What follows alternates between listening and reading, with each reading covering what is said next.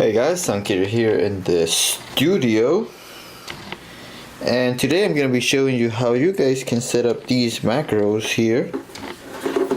And this works with any MIDI device to have a function in FL Studio. So if I go right here with a close-up and I move these knobs here,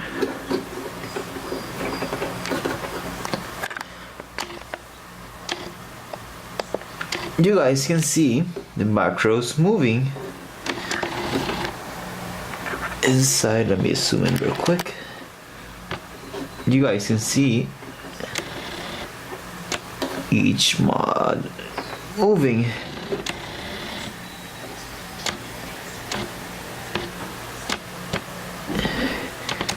And this works with any project. So this is like the default settings in my MIDI keyboard are for anything. So I can open, like, for example, Spire.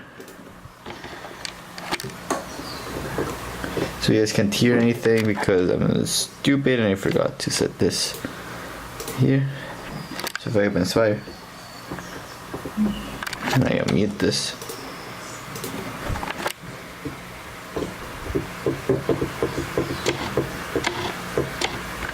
it's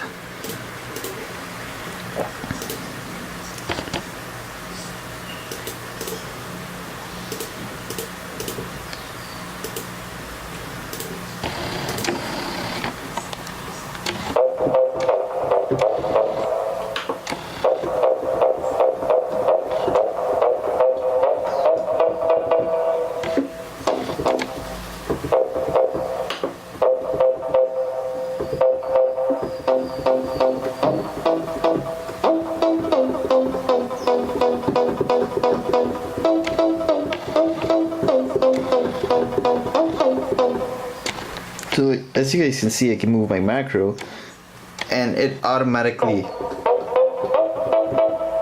without me having to tweak or change anything here. So it's very simple. So I'm gonna go here and I'm going to load up, for this case, Serum, so you guys can see. So this is basically a overriding a generic link. So if I press this button here and I move each one of these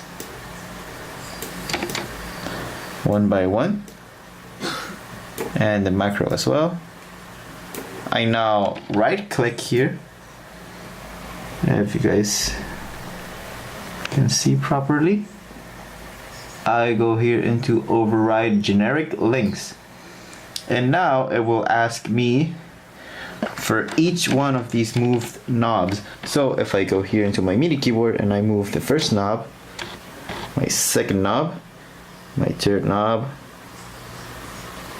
my fourth knob, and the mod wheel,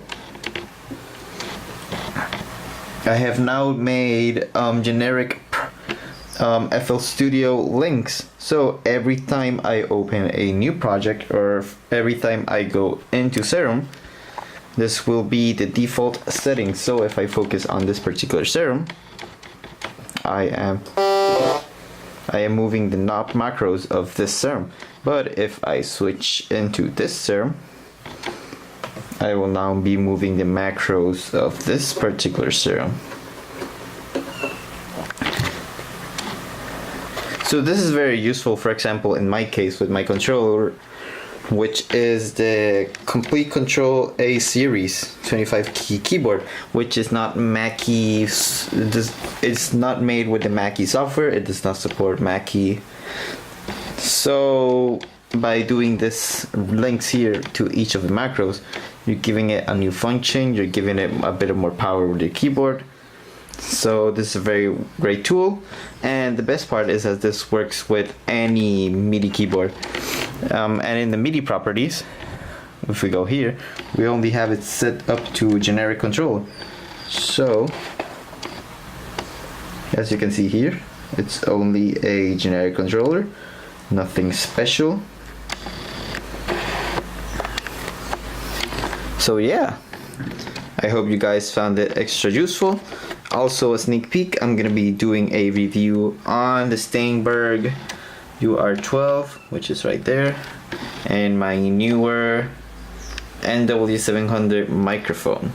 So stay tuned for that. I'm gonna be doing a proper studio tour, setup guide explaining how everything works. So those are 2 future videos, so I hope you guys stay tuned for that. And until next time, this was SoundKiller.